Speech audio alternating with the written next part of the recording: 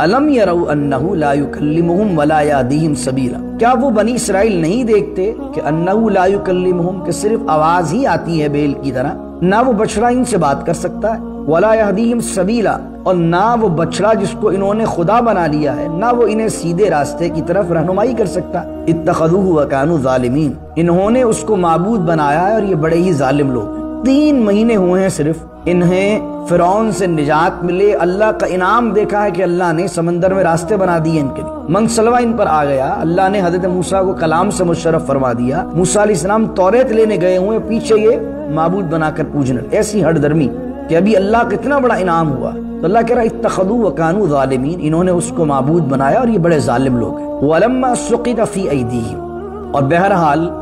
جب ان میں سے کچھ لوگ تھے، ایک گروہ تھا کہ انہوں نے معبود تو بنا لیا، پوج تو لیا،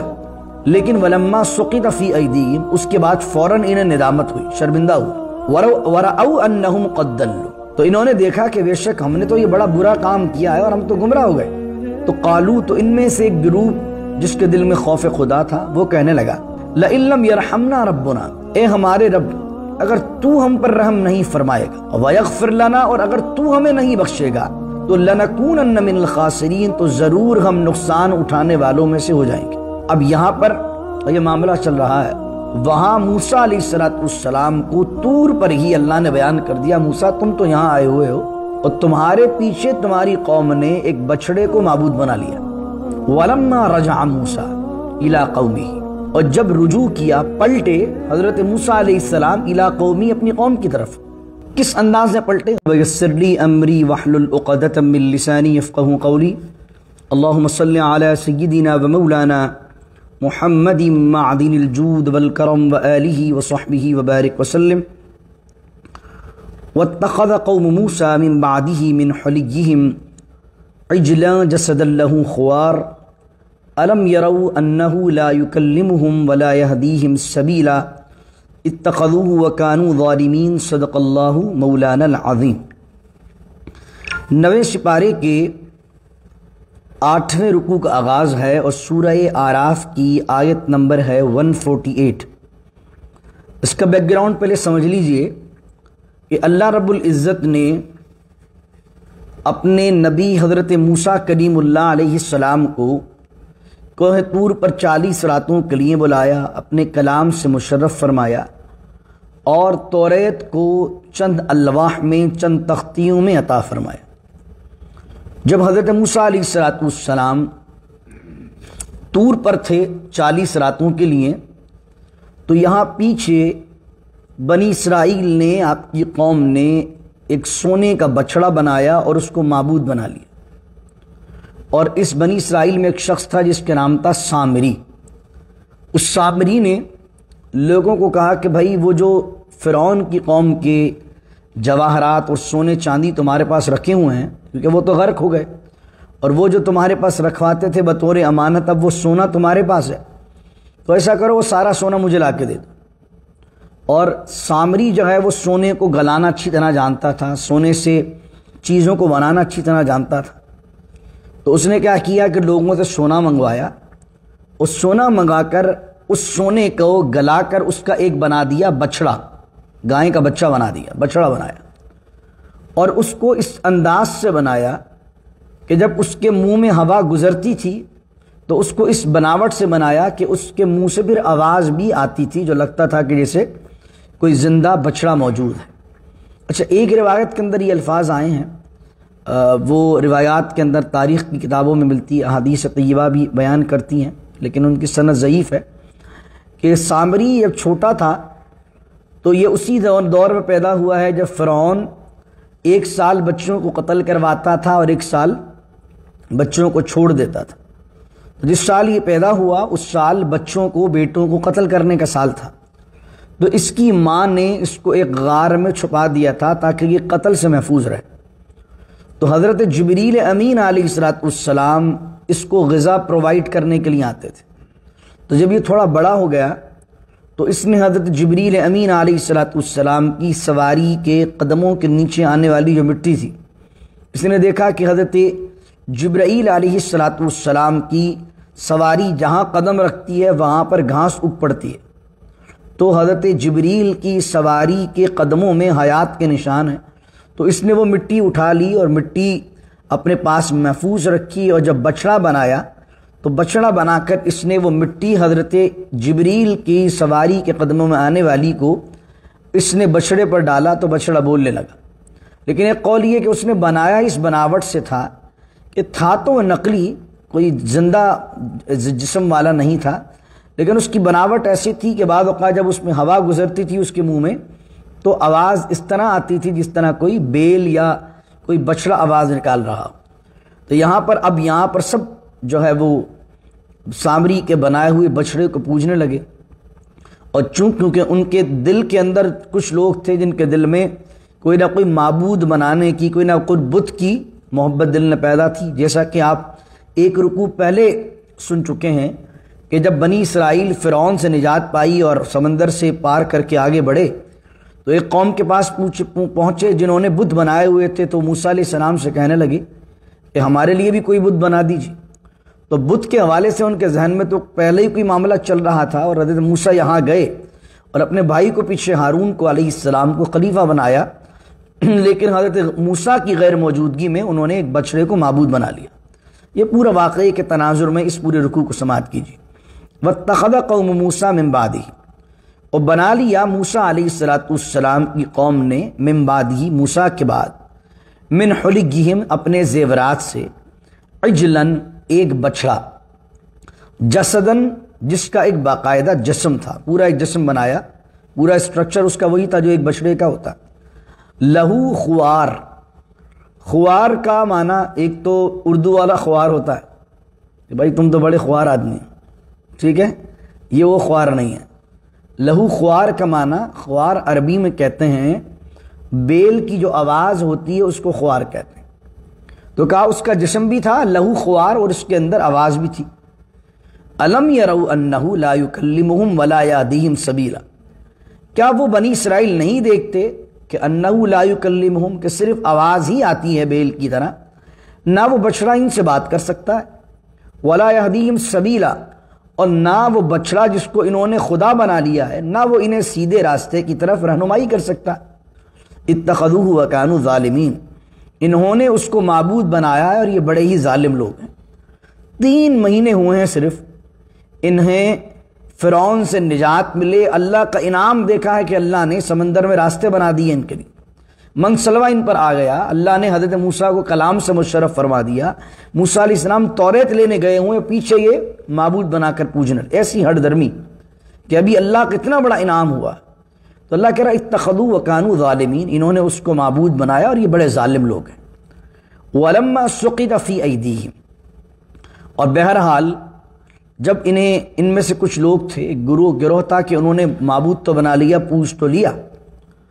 لیکن وَلَمَّا سُقِطَ فِي أَيْدِيهِمْ، اس کے بعد فوراً انہیں ندامت ہوئی، شرمندہ ہوئے، وَرَأَوْا أَنَّهُمْ قَدْ ضَلُّوا، تو انہوں نے دیکھا کہ بے شک ہم نے تو یہ بڑا برا کام کیا ہے اور ہم تو گمراہ ہو گئے، تو قالو، تو ان میں سے ایک گروہ جس کے دل میں خوف خدا تھا وہ کہنے لگا لَإِن لَّمْ يَرْحَمْنَا رَبُّنَا، اے ہمارے رب اگر تو ہم پر رحم نہیں فرمائے گا، وَيَغْفِرْ لَنَا، اور اگر تو ہمیں نہیں بخشے گا، تو لَنَكُونَنَّ مِنَ الْخَاسِرِينَ، تو ضرور ہم نقصان اٹھانے والوں میں سے ہو جائیں گے۔ اب یہاں پر یہ معاملہ چل رہا ہے، وہاں موسیٰ علیہ السلام کو طور پر ہی اللہ نے بیان کر دیا، موسیٰ تم تو یہاں آئے ہوئے ہو اور تمہارے پیچھے تمہاری قوم نے ایک بچڑے کو معبود بنا لیا۔ وَلَمَّا رَجَعَ مُوسَىٰ إِلَىٰ قَوْمِهِ، اور جب رجوع کیا، پلٹے حضرت موسیٰ علیہ السلام إِلَىٰ قَوْمِهِ، اپنی قوم کی طرف، کس انداز میں پلٹے؟ غضبانہ، غضبان کا معنی غضب میں، اسفہ افسوس کرتے ہوئے، غصہ جلال غضب، اور اسفہ افسوس کرتے ہوئے کہ میں یہاں اللہ سے کلام کرنے آیا ہوں اور پیچھے اپنے بھائی ہارون کو خلیفہ بنا کے آیا تھا، اور ابھی ابھی اللہ نے ان کو فرعون سے نجات دی ہے، سمندروں میں راستے ان کے لیے بن گئے، منسلوہ ان کے لیے اتر گیا، پھر بھی ہٹ درمی اور اللہ کی ذات میں ایک شریک ٹھہرا لیا، تو غصے اور غضب میں آپ لوٹے۔ اب جب آئے تو آپ نے سب سے پہلے تو قوم کو جمع کر کے کہا قَالَ بِئْسَ مَا خَلَفْتُمُونِی مِن بَعْدِی، میرے جانے کے بعد کہ تم نے کیسا برا کام کیا، اب فرمایا اعجل تم، اور کیا تم نے جلدی کی امر ربکم، اپنے رب کے کس حکم پر، کہ ابھی تمہیں اتنا انتظار نہیں تھا کہ میں آ جاؤں اور میں کیا لے کر آ رہا ہوں احکامات کو، اتنا بھی انتظار نہیں تھا، اتنا بھی انتظار تم نے نہیں کیا، کس بات کی جلدی تھی؟ اعجل تم امر ربکم، کہ تمہیں جلدی تھی اپنے رب کے حکم پر۔ اب یہاں جب قوم سے بات کر لی تو وَأَلْقَى الْأَلْوَاحَ، اب ان کے ہاتھ میں تختیاں تھیں، تو تختیوں کو وَأَلْقَى الْأَلْوَاحَ ایک طرف رکھا۔ اس سے آدمی جلال میں ہوتا ہے تو اپنے ہاتھوں کو پہلے خالی کرتا ہے کہ جو ہاتھ میں چیزیں پہلے ایک طرف رکھے۔ وَأَلْقَى الْأَلْوَاحَ، کچھ روایات میں آتا ہے کہ آپ نے ان تختیوں کو پھینکا جس کی وجہ سے وہ تختیاں ٹوٹ گئیں، لیکن مفسرین نے، امام رازی نے لکھا ہے کہ یہ معاملہ درست نہیں ہے، کیونکہ ان تختیوں پر اللہ رب العزت کی کتاب کے احکامات لکھے ہوئے تھے۔ حضرت موسیٰ اس طریقے سے غصے میں اور جلال میں کس طرح پھینک سکتے ہیں؟ تو القى الالواح سے مراد کیا ہے کہ آپ اپنے ہاتھ خالی کرنے کے لیے جلال میں تو تھے، آپ نے ایک طرف ان تختیوں کو رکھ دیا۔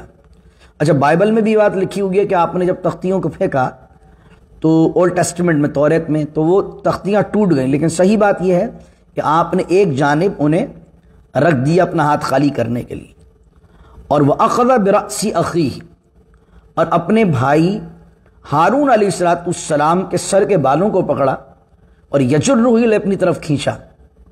اور روایت میں ایک آیت میں آئے گا آگے 11ویں سپارے میں، کہ داڑھی کو پکڑا، داڑھی پکڑ کے کھینچ کے اپنی جانب کھینچی، اور یجرہ الیہ، غصے میں جلال میں تھے،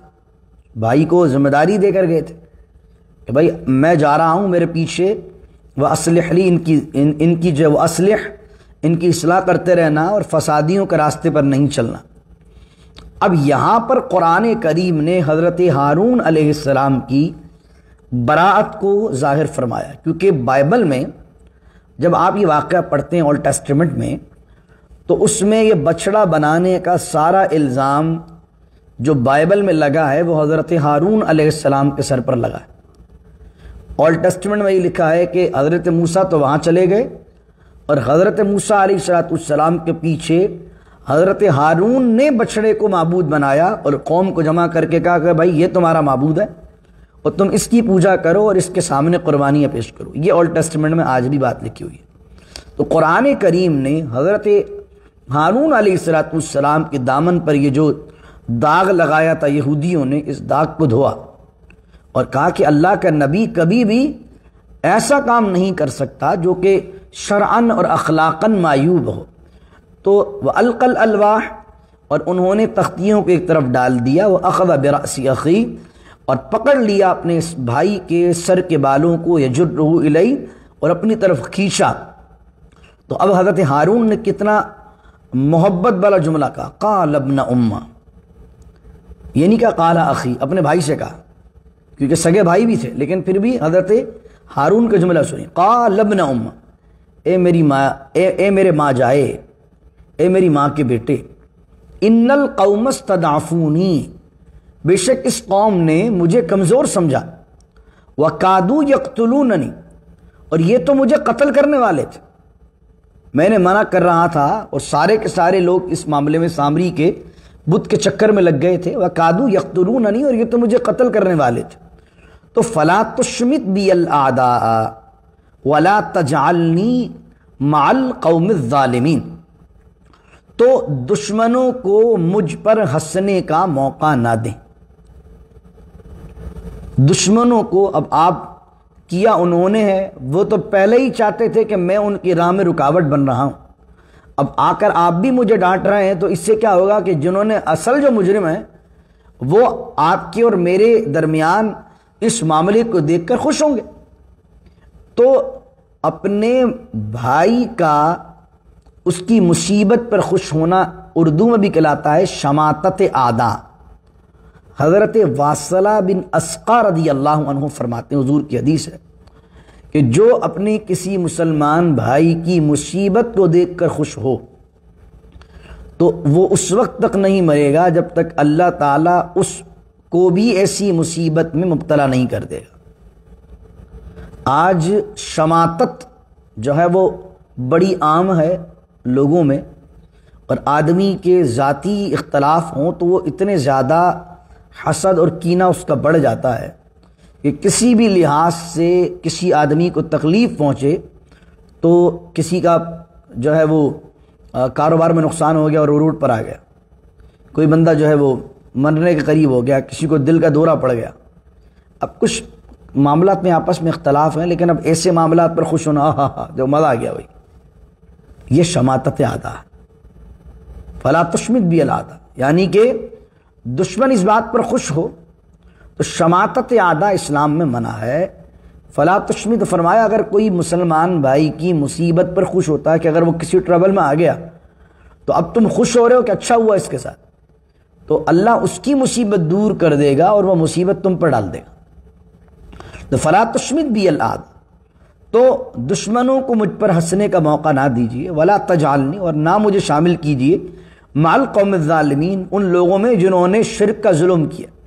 مجھے ان لوگوں میں، ان بدبختوں میں شامل نہ کریں. قال رب اغفر لی، اب حضرت موسیٰ علیہ السلام نے اپنی بھائی کی صفائی لی تو حضرت موسیٰ نے دعا کی، قال رب اغفر لی، اے اللہ مجھے بخش دے، ولی اخی، اور میرے بھائی کو بھی معاف کر دے، وادخلنا فی رحمتک، اور ہمیں داخل کر دے تیری رحمت میں، وانت ارحم الراحمین، کہ بے شک تو سب سے زیادہ رحم کرنے والا ہے. ان الذین اتخذوا العجل سینالہم غضب من ربہم وذلۃ فی الحیاۃ الدنیا، اور بے شک جنہوں نے معبود بنایا بچڑے کو، ان قریب انہیں مل کر رہے گا، وہ پائیں گے غضب من ربہم، اللہ کا غضب، وذلۃ فی الحیاۃ الدنیا، اور دنیا کی زندگی میں ذلت. وکذالک نجزی المفترین، اور اللہ تعالیٰ اسی طریقے سے بدلہ دیتا ہے، جزا دیتا ہے افطرا باندھنے والوں کو، جھوٹ باندھنے والوں کو. جنہوں نے بچڑے کو پوجا ان کو کیا سزا ملی اگر آپ کو یاد ہو؟ میں نے پہلے پارے میں آپ کو واقعہ سنایا تھا، اگر یاد آپ کو آئے. بچڑے کو جنہوں نے پوجا تھا، اگر آپ کو یاد آئے کیا تھا؟ فاقتلوا انفسکم. اب ایسا کرو کہ جن لوگوں نے بچڑا پوجا ہے وہ قتل کریں،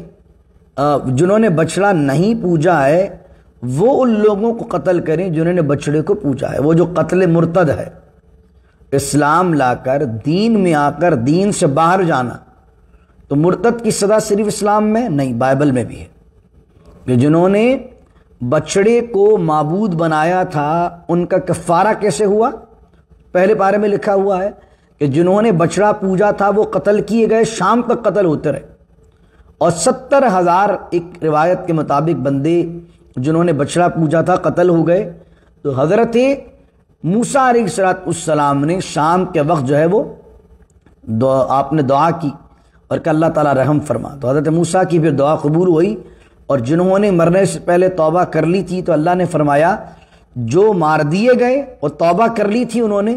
ہم انہیں جو ہے وہ شہادت کا درجہ دیتے ہیں، اور جو بچ گئے ہیں ہم ان کی توبہ قبول فرما کر ان پر مہربانی کرتے ہیں. تو یہ ان کا کفارہ ہوا. والذین عملوا السیئات، اب اللہ تعالیٰ ایک اصول دے رہا ہے، آخری کی دو آیات ہیں یہ واقعہ مکمل ہوتا ہے. والذین عملوا السیئات، اور جو برے اعمال کرے، سیئات کرے، لیکن ثم تابوا من بعدها، لیکن اس کے بعد توبہ کر لیں، وہ آمنوا، اور ایمان لے آئے. کیونکہ کچھ گناہ، اچھا یہاں توبہ کے ساتھ ایمان بھی کہی، تو کیا گناہ کے بعد ایمان چلا جاتا ہے؟ دیکھیں کچھ گناہ ہوتے ہیں صغیرہ کبیرہ جس سے آدمی صرف گناہگار رہتا ہے، لیکن کچھ گناہ ایسے ہوتے ہیں جس سے آدمی اسلام سے ہی باہر نکل جاتا ہے. جیسے آپ نے خدا نہ خواستہ کوئی کفریہ جملہ کہہ دیا، اب آپ کہہ رہے ہیں توبہ توبہ میں نے غلط کہہ دیا. بھی غلط تو کہہ دیا، اس پر توبہ بھی اور پھر تجدید ایمان بھی ہو. کہ اللہ جو میرے منہ سے خدا نہ خواستہ کوئی کلمہ ایسا نکل گیا جس کی وجہ سے میں اسلام سے اور ایمان سے باہر چلا گیا ہوں، تو پہلے تو میں اپنے اس غلطی پر توبہ کرتا ہوں، میری توبہ کو قبول فرما، اور میں اس بات کی پھر سے گواہی دیتا ہوں کہ تیرے سوا کوئی معبود نہیں، اور حضرت محمد مصطفیٰ احمد مصطفیٰ صلی اللہ علیہ وسلم تیرے آخری بندے اور آخری رسول ہیں. اللہ اکبر. تو تجدید ایمان بھی کرے. تو بعض وقت کچھ گناہ ایسے ہوتے ہیں جو کفر ہوتے ہیں. تو انہوں نے کیا کیا تھا؟ انہوں نے کوئی چھوٹا یہ گناہ کبیرہ نہیں کیا تھا، بلکہ انہوں نے بہت بڑا گناہ جو کہ گناہ اکبر ہے وہ کیا تھا؟ شرک، اللہ کی ذات میں کسی اور کو معبود بنا دیا اور ایک بچڑے کو بنا دیا۔ تو اللہ کہہ رہا ہے والذین عملوا السیئات، جنہوں نے جنہوں نے برے اعمال کیے، ثم تابوا من بعدها، اور اس کے بعد توبہ کی، وہ آمنوا اور ایمان لائے، ان ربک من بعدها، تو بے شک آپ کا رب اس کے بعد، توبہ اور ایمان کے بعد، اللہ غفور الرحیم، بہت بخشنے والا مہربان ہے۔ اس کی رحمت کے دروازے، توبہ کے دروازے ہمیشہ کھلے ہیں۔ ہم تو مائل بکرم ہیں، کوئی سائل ہی نہیں۔ تو اللہ کی بارگاہ میں بڑے سے بڑا اگر گناہ ہو جائے، اللہ کی بارگاہ میں توبہ کر لیجیے، فوراً شرمندہ ہو جائیے، بڑا مالک بخشنے والا مہربان۔ آخری آیت آج کے درس کی، وَلَمَّا سَكَتَ عَن مُوسَى الْغَضَبُ، اب جب حضرت موسیٰ نے دعا کر لی، سکتا، موسیٰ علیہ السلام کا جو جلال تھا، جو غضب تھا، وہ موسیٰ علیہ السلام کا جلال جو ہے وہ ٹھنڈا ہوا، تھم گیا۔ جب جلال ختم ہوا، اخذ الالواح، تو جہاں آپ نے تختیاں رکھی تھی تختیوں کو اٹھایا، وفی نسختیہا، اور اللہ کہتا اس تختیوں میں کیا تھا، اس نسخے میں کیا تھا، اس تحریر میں کیا تھا، ہدی و رحمتن، ہدایت تھی، ورحمتن، اور رحمت تھی، للذین ہم لربہم یرہبون، ان لوگوں کے لیے جو اپنے رب سے ڈرنے والے۔ یہ واقعہ ہوا،